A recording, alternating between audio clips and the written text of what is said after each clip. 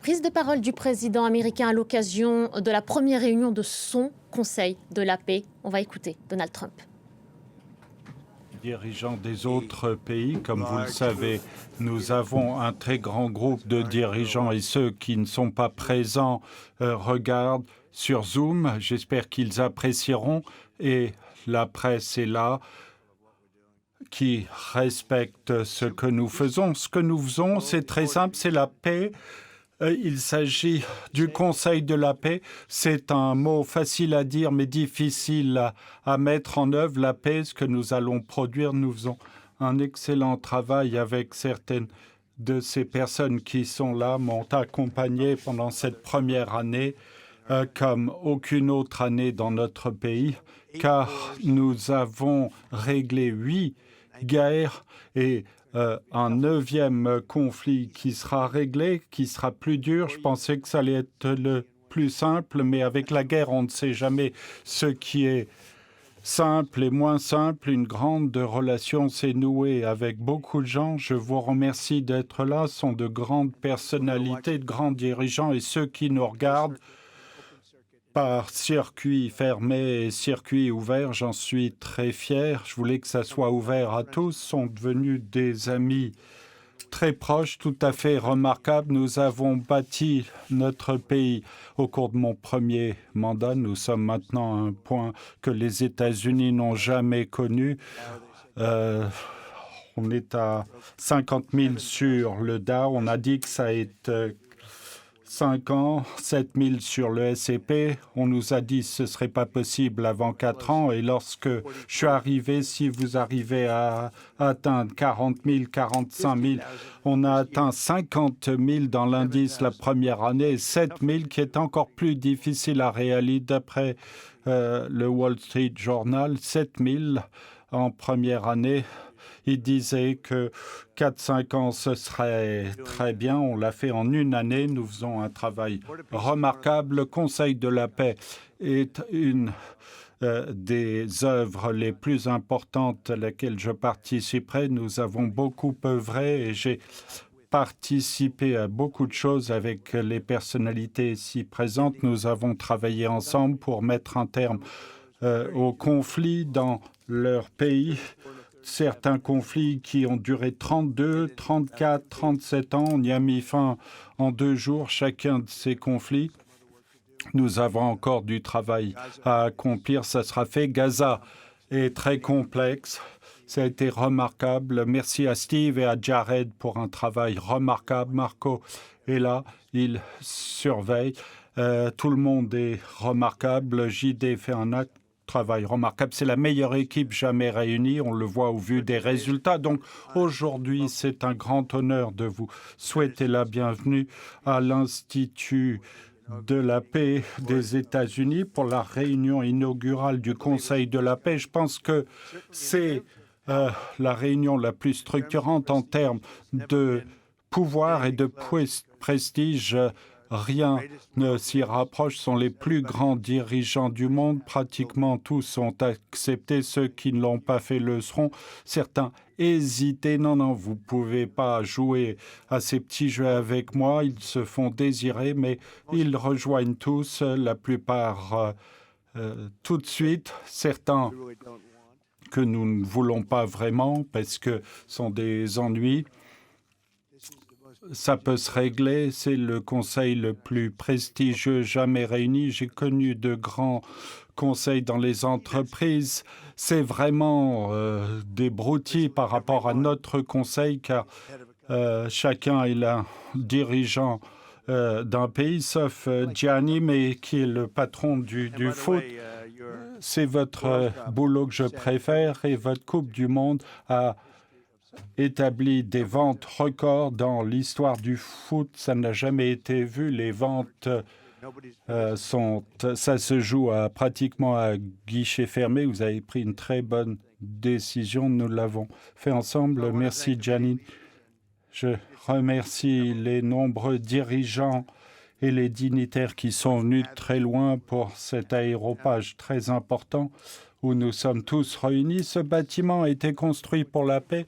Personne ne savait comment l'appeler. Marco l'a désigné en mon nom. Moi, j'avais aucune idée. Il m'a dit c'est un prix. Je pensais qu'ils allaient me donner plein de sous, peut-être du cash. On a toujours besoin de cash. Mais je suis venu, ils ont arrêté le bis, la grande limousine. Je suis sorti et puis là, c'était inscrit Donald J. Trump sur le fronton de bâtiment. Lorsque je dis non, personne n'y croit. Bon, très bien, mais je vous remercie. Il y avait Marco, JD, un groupe, ils sont réunis. Moi, je trouvais que c'était très sympa. Ça me fait travailler plus durement. Ils ont construit ce bâtiment flambant neuf pour la paix, mais personne ne l'a occupé. Personne ne savait quel était son objet, mais l'architecture est tellement belle. Avec les salles de réunion, les salles de réception, c'est tout à fait étonnant. Qui pourrait penser que ça a été construit sans songer à une personne ou un œuvre? Le département d'État est venu, Marco est venu un jour, il a dit ce bâtiment est super et il a pris pour lui, voilà. Marco, c'est vrai, c'est vous-même qui vous êtes approprié ce bâtiment, vous l'avez enlevé à 5 groupes qui lorgnaient dessus, vous l'avez fait très, très rapidement, ça a été très, très, très bien construit, une très belle bâtisse. On est là pour assurer un avenir plus radieux pour le peuple de Gaza et le monde entier, puisque le Conseil de la paix, il s'agit pour l'essentiel de dirigeants, de gens incroyablement respectés, mais surtout des dirigeants de pays du Moyen-Orient, des pays de partout dans le monde. Ils ont été très généreux avec leur argent et les États-Unis. Et j'y viendrai, est également généreux, très généreux avec ses fonds. Rien n'est plus important que la paix. Et il n'y a rien de moins coûteux que la paix. Lorsque vous lancez des guerres, ça vous coûte 100 fois plus que ça ne coûte pour faire la paix. Nous avons une personne au bout du rang là qui sourit. Vous l'avez appris après 30 années de combat. Au bout de 30 ans, nous l'avons réalisé. Je tiens à vous remercier. Vous avez accompli quelque chose de remarquable, un nouvel ami qui est venu me voir dans mon bureau. Moi, je me bats depuis 22 ans, 23 ans. Je me bats depuis 22 ans. Je me suis battu avec lui et son homologue. Il était pendant 7 ans. Moi, je suis là depuis 7 ans. Tout ce que j'ai fait, c'est de me battre contre ce monsieur. Et on a réglé ça en 24 heures chrono. Ça a été très... Je pense qu'ils sont devenus amis, là. Je ne sais pas si j'ai le droit de le dire, mais je pense que c'est le cas. Ils sont devenus amis, n'est-ce pas? Levez-vous, levez-vous.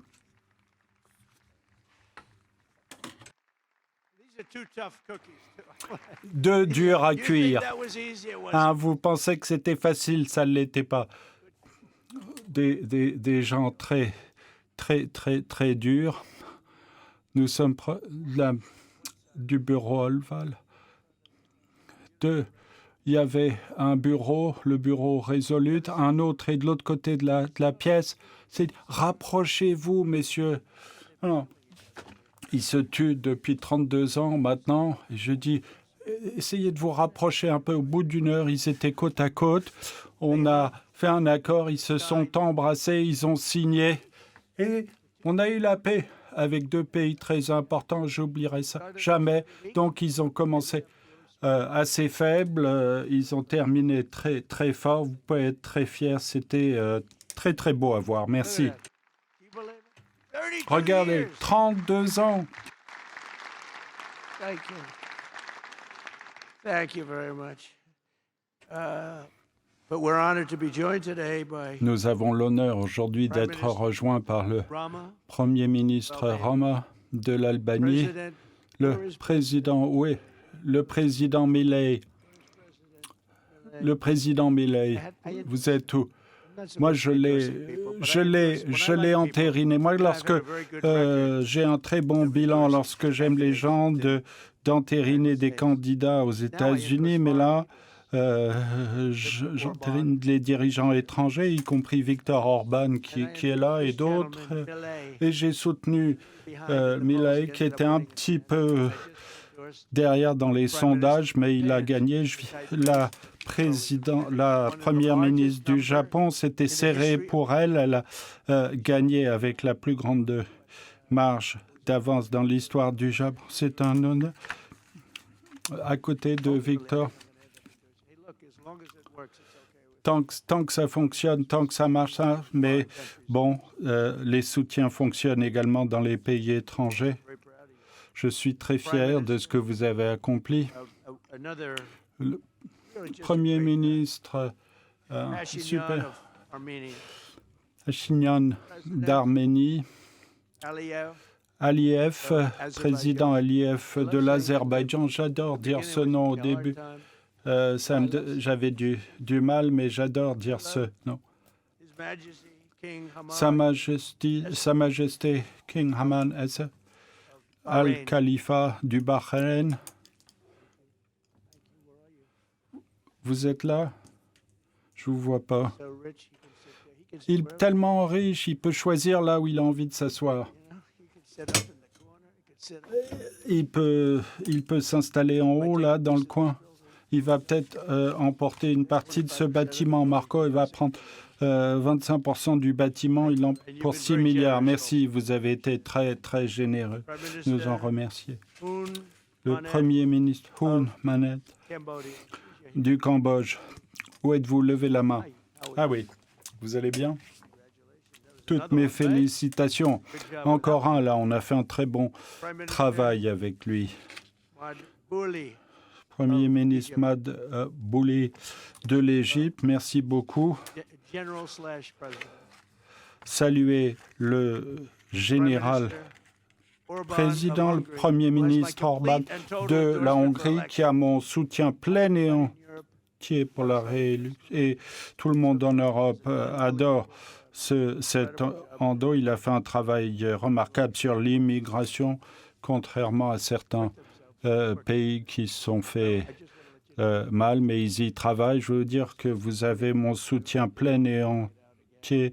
Je le répète, je l'ai déjà fait.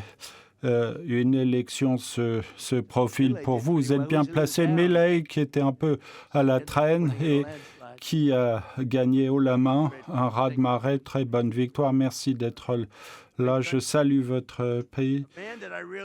Un grand pays, un homme que j'aime beaucoup, qui est dur, sans conteste. Je veux pas le combat. Président pro de l'Indonésie, je vous remercie. Une grande personnalité. Combien de personnes en Indonésie? 240 millions. Redites ça, combien? Un grand pays. Et vous faites un travail remarquable et vous êtes respecté de tous. Merci d'être là, Monsieur le Président.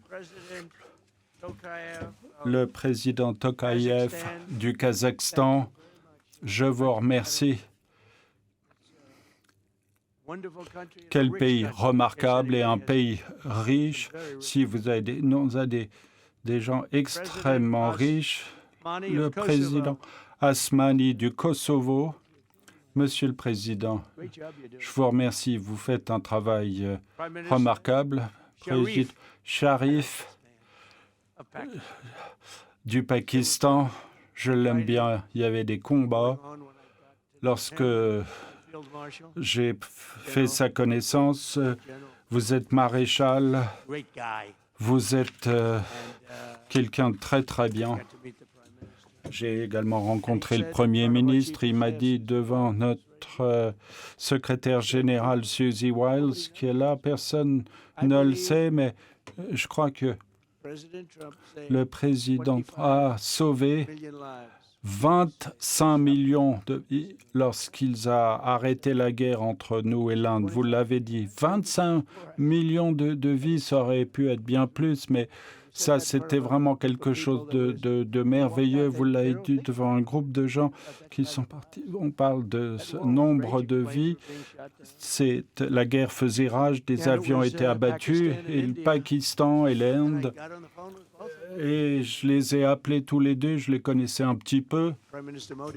Je connaissais le Premier ministre Modi très bien, en fait, mais j'ai appris à connaître le Pakistan par des commerces. On a essayé de conclure un accord trop favorable, ça m'a un petit peu vexé. Au bout du compte, ils ont eu ce qu'ils voulaient. On a conclu un bon accord et j'ai appris à les apprécier, le Premier ministre, le maréchal, qui est un bon combattant, quelqu'un de dur, de sérieux. J'aime bien les bons combattants. Et lorsque j'ai appris qu'ils se battaient, j'ai regardé un journal, enfin je ne vais pas vous donner le nom en raison des infox, mais j'ai vu qu'il y avait un sacré combat entre l'Inde et le Pakistan. Ça s'empirait, de nombreux avions ont été abattus et je les ai appelés, je leur ai dit, écoutez, moi je fais pas je vais pas conclure de grands accords. Si vous réglez pas cette question, je leur ai posé là que si vous le faites pas, moi je ne ferai pas d'accord commercial. On fera pas d'accord commercial. Ils font beaucoup d'affaires avec les États-Unis et ils ont laissé du lest. J'ai vu qu'ils battaient un peu en retrait, puis on a pu se mettre d'accord, trouver un accord. Je leur ai dit, si vous battez, moi je vais mettre 200% de droits de douane sur chacun de vos pays, ce qui va vous empêcher d'échanger. Il y en a un qui a dit, je ne vais pas vous le dire lequel, a dit non, c'est pas possible, vous ne pouvez pas faire ça. Les deux voulaient se battre, mais lorsqu'il s'agit l'argent, il n'y a rien qui remplace l'argent. Lorsqu'il s'agissait de perdre beaucoup d'argent, ils ont dit, bon, on ne va pas se battre. On a conclu un accord au bout de 2-3 jours. Ces deux pays, deux puissances nucléaires, je ne vais pas dire ce qui allait s'arriver, mais de mauvaises choses peuvent se passer. Monsieur le Premier ministre, je tiens à vous remercier. C'était un superbe accord. Beaucoup ne le savent pas. Ils se disaient, mais en fait, ils ne se battaient pas. Mais s'ils se battaient, il y a eu 11 chasseurs de combat très coûteux qui ont été abattus. Et maintenant, c'est arrêté. On pourra toujours effectivement conclure un accord avec eux. Beaucoup de progrès ont été accomplis, même dans la relation. Le Premier ministre Modi, un grand monsieur, ils sont tous remarquables, j'en suis très fier. Président Pena du Paraguay est là. Monsieur le Président, je tiens à vous remercier. Un jeune homme très, très, très beau. C'est toujours sympa, ça ne veut pas dire qu'on doit vous apprécier. Moi, j'aime pas les beaux jeunes hommes, les femmes, non. Bon. Les hommes, non, ça ne m'intéresse pas. Très bien. Je vous remercie, vous faites un super travail. Son Excellence, Premier ministre Al-Thani du Qatar, un homme de grande qualité, un grand monsieur, très respecté. Il travaille avec un homme remarquable. Je dirais qu'il a besoin d'une agence de relations publiques. Vous faites tellement de bien et ils vous ont marqué comme maléfique. Vous n'êtes pas maléfique, vous nous aidez grandement. Vous êtes un si bon allié. Je souhaite que les gens le sachent. Et l'émir est remarquable, intelligent. On ne peut pas être plus intelligent et grand dirigeant qui se préoccupe de sa population au Moyen-Orient, et votre pays nous a grandement aidés. Ça peut étonner d'aucuns, mais ils vont changer leur point de vue. Le Premier ministre Don de la Roumanie, un grand peuple, le peuple roumain, remarquable comme vous l'êtes. Et il y en a beaucoup qui viennent travailler dans ce pays et nous aident, comme vous le savez. Ils sont des gens extrêmement solides. Le président Mirziyoyev de l'Ouzbékistan, qui et où il est installé là. Un ami à moi qui a un des noms les plus difficiles de l'histoire, mais ça va, peu importe. Votre pays accomplit de grandes choses comme vous, pas de problème. Non, ça se passe bien, on n'a pas de problème. Secrétaire général To Lam du Vietnam, incroyable en tant que pays, en tant que force. C'est un honneur que d'avoir ici. J'ai beaucoup de respect pour votre pays également.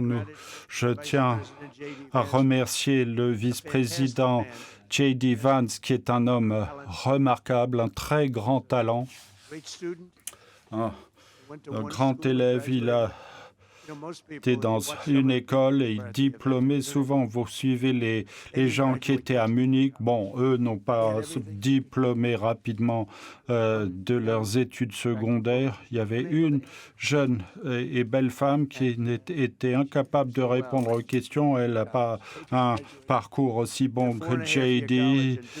qui a terminé son cycle de 4 ans et demi en 2 ans. Ensuite, il est allé à Yale et il est sorti premier de la promotion. Mais à Yale, il y avait une personne qui était juste devant lui, donc il l'a épousé.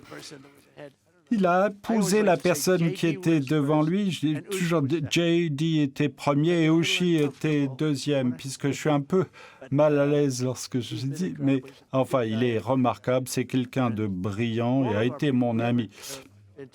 Nous avons un groupe de gens remarquables, les membres de notre administration, tous, mais J.D. Un petit peu dur, parfois il faut le ralentir, mais... Et ensuite, on a l'extrême opposé, votre ami, votre meilleur ami qui est au fond, Marco. Marco le fait avec un gant de velours. Il cache son jeu, mais en fait, le résultat est le même. Ils le font très différemment. Et Marco, vraiment, vous nous avez rendu fiers à Munich à tel point que j'ai pratiquement mis fin à son emploi parce qu'ils disent « Pourquoi Trump n'arrive-t-il pas à faire ça ?» Je le fais, mais avec mes mots. Mais Marco... faut pas faire mieux que ce que vous avez fait. Si vous le faites, vous ne serez plus là. Mais non. J'aime bien que mon équipe travaille bien. Et les saluts qu'il a reçus, et J.D., on a des gens très, très intelligents lorsque vous voyez les représentants là. Tel Gavin Newsom ne savait même pas ce qu'il faisait. Il ne savait pas pourquoi il était là.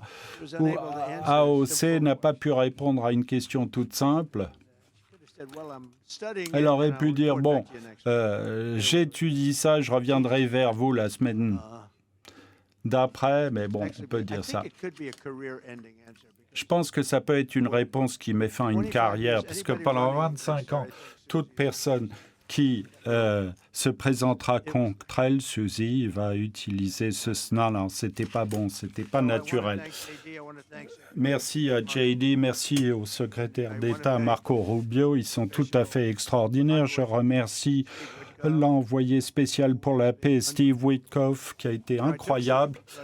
J'ai pris Steve parce que quelqu'un de très réussi, enfin bon, il y avait quelqu'un qui réussissait mieux que Steve, je ne vais pas le dire, Gianni, mais j'ai vu que Steve est un très bon négociateur. Tout le monde l'a adoré. Tous ses promoteurs, ils sont durs. Les promoteurs new-yorkais sont tendance d'être durs. La plupart se détestent, comme beaucoup de gens dans cette pièce se détestent, mais on ramène l'amour dans la salle comme à l'ancienne, mais chaque promoteur, les gens les plus maléfiques des êtres humains horribles, mais ils adorent Steve. Je m'en suis souvenu, on a eu quelques conflits dans le monde, c'est peu dire. Steve, ça vous irait d'être Henry Kissinger Jr. qui ne fuit pas? Steve, tu laisses fuiter Henry Kissinger, qui était un des plus grands fuiteurs. Richard Nixon. Henry, qu'est-ce qui fait fuiter tout ça? Monsieur le Président, je ne sais pas, en fait, c'était Henry qui faisait fuiter tout ça. J'adore ces petites anecdotes. Steve a été incroyable, remarquable, tout le monde l'apprécie. L'Ukraine l'adore, l'Europe l'adore. La Russie l'adore. Il va voir. Le président Poutine ne connaissait pas. J'ai organisé la réunion. J'ai dit, comment va Steve? Il suit nos directives pendant 1 heure. J'ai rappelé, dis à Steve de m'appeler à la fin. Je souhaite savoir ce qui se passe. Que diable ce qui se passe là? On veut mettre un terme à la... Il est là au bout de 3 heures, 4 heures, toujours rien. Et ils sont restés 4 heures ensemble. La première réunion, ça, c'est du talent et ils s'apprécient. Il y a des gens qui aiment ou n'aiment pas Poutine, Zelensky. Ils s'entendent. Même chose avec Zelensky. Ils adorent tous Steve. Steve fait un superbe travail. C'est beaucoup plus dur. Je pensais que certains qu'on a réglés, qui sont présents, ce serait... Moi, je pensais que ce serait facile. J'ai une très bonne relation avec le président Poutine. J'ai une très bonne relation avec le président Xi. Ça va être rude en Chine au mois d'avril, mais il faut mettre en place la meilleure célébration. La dernière fois que je suis allé, le président Xi il m'a accueilli avec les soldats qui avaient toutes la même taille. Vous pouvez le faire lorsque vous avez 1,4 milliard. Ils étaient grosso modo, ils étaient pareils ici. En fait, vous auriez pu jouer au billard sur leur tête. Je dis, c'est remarquable. Il faut dépasser ça. On va le dépasser. Une bonne partie des infox vont tourner là-dessus. Donc, Steve va faire un super travail. Et ensuite, il y avait Jared qui était responsable des accords d'Abraham, incroyable, personne d'autre n'aurait pu réussir ça. Et Jared également envoie de la paix. Les deux sont des envoyés de la paix. Moi, j'ai suivi ces deux personnes. Du point de vue Q, on est blindés là. Les deux arrivent dans la même pièce, mais les gens l'apprécient. Tous les deux, ils les aiment bien. Ils ont eu de très bonnes réunions, des réunions des plus fructueuses ayant trait. L'Iran, c'est un point chaud actuellement, de très bonnes réunions avec les représentants iraniens. Les pourparlers se déroulent bien au fil des ans. Ça n'a pas toujours été facile d'avoir un accord qui ait du sens, sans quoi les choses vont mal se passer. Ils ont de très bonnes réunions avec les représentants iraniens, une excellente raison avec l'autre sur lequel travaille, puisque le Kosovo, la Serbie, moi j'ai fait celui-là. Vous êtes là? Si vous êtes là, levez-vous. Kosovo, Serbie, levez-vous. Quel travail, bravo, je vous remercie. Vous avancez, vous vous entendez. Lorsque vous avancez pas, vous m'appelez, puis on règle ça. Merci. Et le Pakistan, l'Inde, ça aussi, ça a été un gros morceau. Et il faut levez-vous, s'il vous plaît, levez-vous. Le Pakistan et l'Inde, je tiens à vous remercier. J'ai parlé au Premier ministre Modi, il est tout à fait enthousiasmé.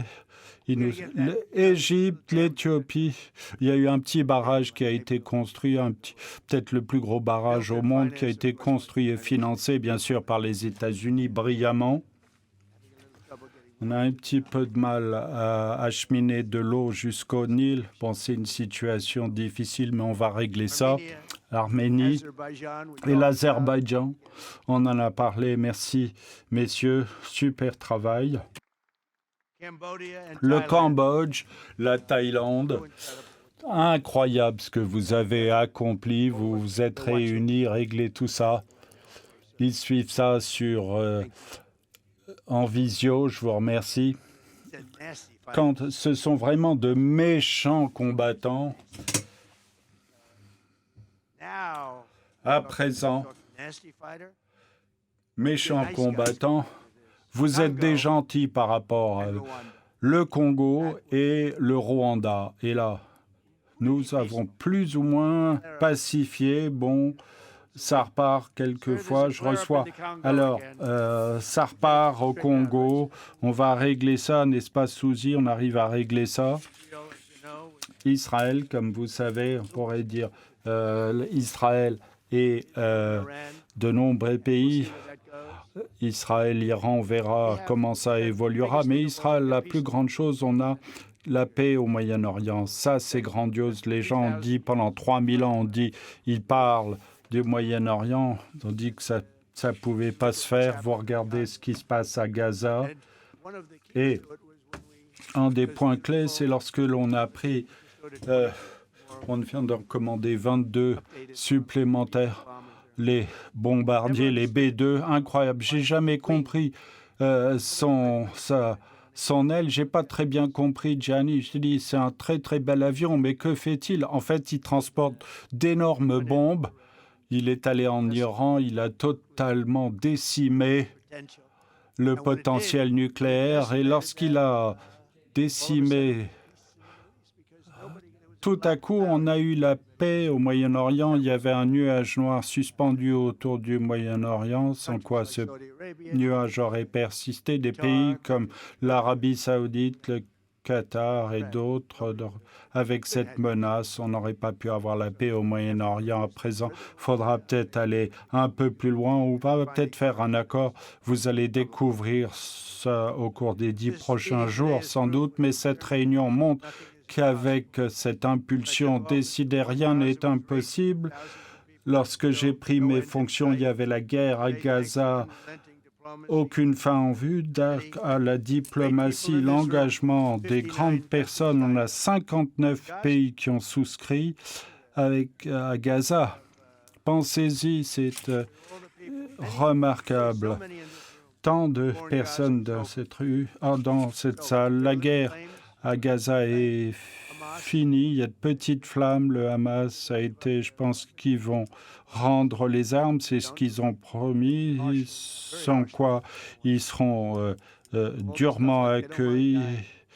Bon, on dit, ils veulent bien mourir. Les gens disaient ça. Ils m'ont dit, on ne veut pas mourir. Les gens ne souhaitent pas mourir. Le cessez-le-feu a été, et chaque otage vivant et mort a été rendu. Songez-y, c'était une impossibilité, des centaines d'otages. Moi, j'ai toujours dit à Steve, le dernier, ça va être extrêmement dur. Et on les a fait revenir, les vivants, et on a récupéré 16 des morts. On a dit, vous avez promis, il faut tout ce qu'ils ont creusé, imaginez. Un terrible travail. Le Hamas a beaucoup travaillé. Il faut leur rendre hommage. Ils ont ramené le dernier il y a une semaine. On a récupéré les 28 vivants ou morts. Jamais les parents des décédés, ils savaient que leur garçon étaient décédés, tous des garçons, des hommes, mais des garçons savaient que leur fils était mort. Ils souhaitaient que ce corps soit récupéré autant que s'il était vivant. Il y avait une grande tristesse, mais une grande joie. Autant que les gens ont récupéré leur fils vivant. On a eu beaucoup avant les 20, Steve, mais personne n'en parle. Des centaines de gens. On a fait un bon travail. Je tiens à remercier tous les pays qui nous ont aidés à parvenir à cette percée remarquable en sauvant d'innombrables vies et d'amener la paix, le concept de la paix. Moi, j'ai toujours...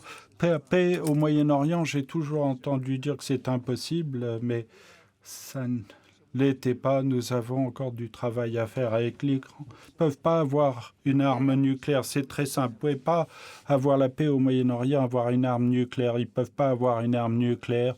Et on leur a dit sans ambiguïté, depuis le cessez-le-feu en octobre, les États-Unis, les partenaires ont facilité la livraison de beaucoup d'aide humanitaire, des chiffres sans précédent. En novembre, les Nations unies ont approuvé unanimement le Conseil de la paix. Le mois dernier, à Davos, nous avons accueilli plus d'une vingtaine de membres à cette nouvelle organisation des plus importantes. Nous travaillons étroitement avec les Nations unies.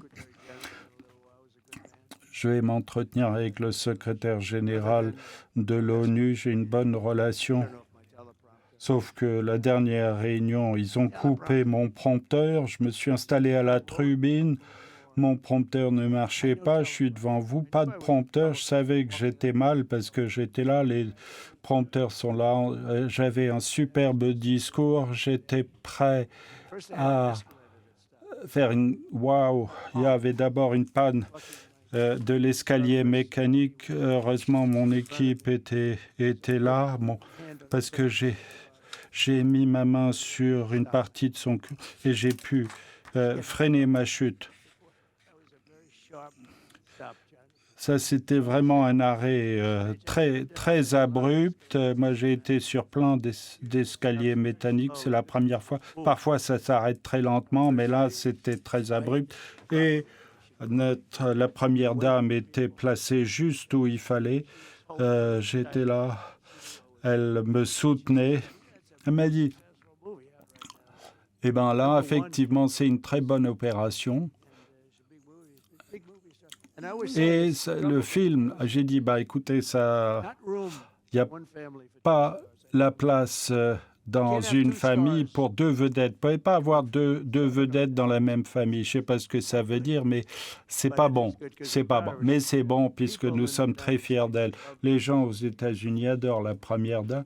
Elle a fait le film et c'est devenu le documentaire qui se vend le mieux. Les femmes l'adorent, retournent voir le film 3-4 fois. Mais ensemble, nous sommes engagés à réaliser à Gaza, soit correctement régi. Toute la région, tant de pays qui n'ont absolument rien à voir au Moyen-Orient, mais qui sont à proximité, ils y participent tous, ils veulent tous se battre. On veut envoyer des soldats pour se battre s'il le faut. Je ne pense pas que ça sera nécessaire. On a 2 pays qui souhaitent aller et faire un numéro sur Avna. Je dis, j'espère que ça ne sera pas nécessaire. Ils ont fait une promesse, ils m'ont fait une promesse, m'ont dit qu'ils vont se débarrasser de leurs armes. C'est en bonne voie, il faut suivre ça.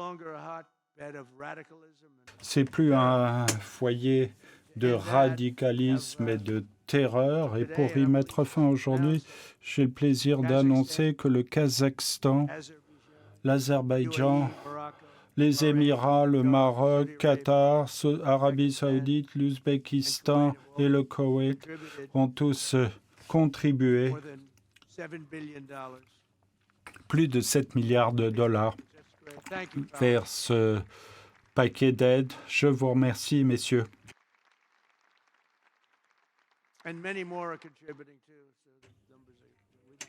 Et beaucoup d'autres contribuent. Ce n'est qu'un début, ce n'est que notre première réunion, mais chaque dollar dépensé est un investissement dans la stabilité et un espoir. C'est une région qui est tellement importante, qui est tellement dynamique. La population est remarquable. Nous souhaitons avoir un Moyen-Orient harmonieux.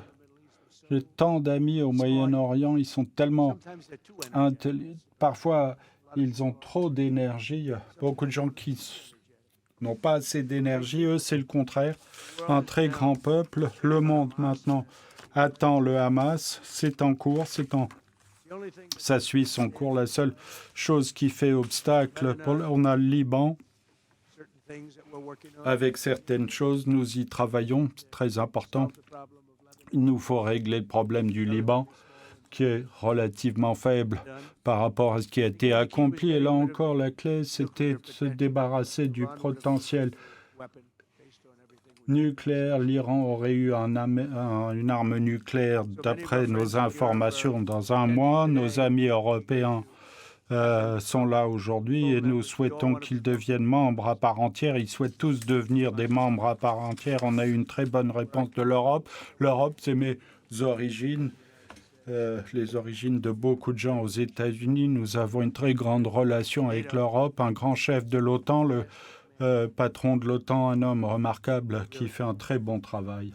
Vraiment très bon. Heureux d'annoncer que la Norvège a accepté d'accueillir un événement réunissant le Conseil de la paix. Lorsque j'ai vu ça, je me suis dit que Norvège, non, je croyais qu'ils allaient dire qui me décerne le prix Nobel. Non, ça c'est moins passionnant. Non, j'ai plaisir d'annoncer que la Norvège est super. J'ai enfin le prix Nobel. Enfin, voilà. Ne sois pas trompé, mais ça m'importe peu. Moi, ce que je veux juste, c'est de sauver les vies. On joue et on fait ce qu'on a à faire. Je veux pas que les gens soient tués. Un parti de réunion de monde très loin d'ici, j'ai la capacité d'éteindre les guerres. Je souhaite m'en servir. Ce sont des millions de gens. Comme a dit le premier, 25 millions de personnes. Et c'est un petit chiffre par rapport à ce que ça aurait pu être si on y pense vraiment. Non, je veux sauver des vies. Les prix m'importent peu. Le Bureau Nations Unies de l'aide humanitaire lève 2 milliards de dollars pour le soutien de Gaza. De plus, le Japon vient d'accueillir une conférence de levée de fonds des chiffres remarquables avec la participation d'autres pays de la région, y compris la Corée du Sud, Philippines, Singapour et autres pays. Je sais que la Chine va y participer, de même la Russie. Je pense qu'ils répondront présents. Toutes les parties, puisque ça n'aide pas si vous avez toutes les parties avec une seule idéologie. Il faut réunir tout le monde. J'ai le plaisir d'annoncer que la FIFA va aider à lever un total de 75 millions Ici en de dollars. studio à Paris, vous venez de suivre la prise de parole du président américain depuis Washington pour la toute première réunion de son Conseil de la paix. Pas de discours structuré, mais plutôt une allocution, disons-le, tout à fait décousue et décalée. Mathieu Mabin, vous êtes à Washington pour France 24. Vous avez suivi également cette prise de parole. On s'attendait à autre chose. On s'attendait à des précisions, des indications sur le projet du président américain, notamment ce qui concerne la paix et la reconstruction de Gaza. Force est de constater qu'on n'y est pas. Il est allé dans tous les sens. On a eu même parfois l'impression, avec Gauthier Ribinski qui a suivi cette prise de parole à mes côtés, que le président américain était somme toute dans une autre dimension. Oui, mais ça, c'est parce que vous n'êtes pas encore bilingue en Trump, mais je vous conseille de venir habiter à Washington et vous verrez qu'on acquiert finalement son dialecte personnel assez rapidement. Il ne m'aura fallu qu'une petite dizaine d'années en réalité, puisque c'est vrai, on a assisté à un enterrement de première classe de ce que fut le dialogue international, ni plus ni moins, hein, on en est là. C'est vrai que Donald Trump invente une organisation à son image, comme il invente une communication. Le sujet de Gaza, c'est vrai, a été rapidement évoqué alors qu'on s'attendait à ce que ce soit le point central, mais c'est vrai que l'impression globale que nous donne ce discours de Donald Trump, c'est qu'il n'y a plus de filtre entre ce que le président américain peut dire à ses collaborateurs dans l'intimité et ce qu'il dit désormais à la tribune, devant le monde. Et je crois, dans le fond, que c'est un bon résumé de la méthode Trump, tout simplement. Même si, comme on l'a vu à Munich, un travail de service après-vente sera fait par Marco Rubio ou plusieurs de ses conseillers, comme Steve Witkoff, par exemple, dont il a beaucoup prononcé le nom lors de cette allocution, car ça reste une allocution. C'est pour ça qu'il ne faut pas prendre tout cela à la légère. Pas au pied de la lettre, mais pas à la légère non plus. Donald Trump se fiche éperdument des commentaires des observateurs sur le style et la pertinence de son discours, au point qu'il deviendrait grotesque aujourd'hui de prendre des notes en écoutant le président américain, puisque lui-même arrive sans notes. Et si vous vous demandez pourquoi Donald Trump parle de politique étrangère quand on s'attendrait à ce qu'il parle de politique intérieure et vice-versa, c'est tout simplement parce que pour lui, la composition du public importe assez peu, dans le fond. Personne n'écrit pour Donald Trump, ou en tout cas rarement, à l'exception du discours sur l'état de l'Union peut-être.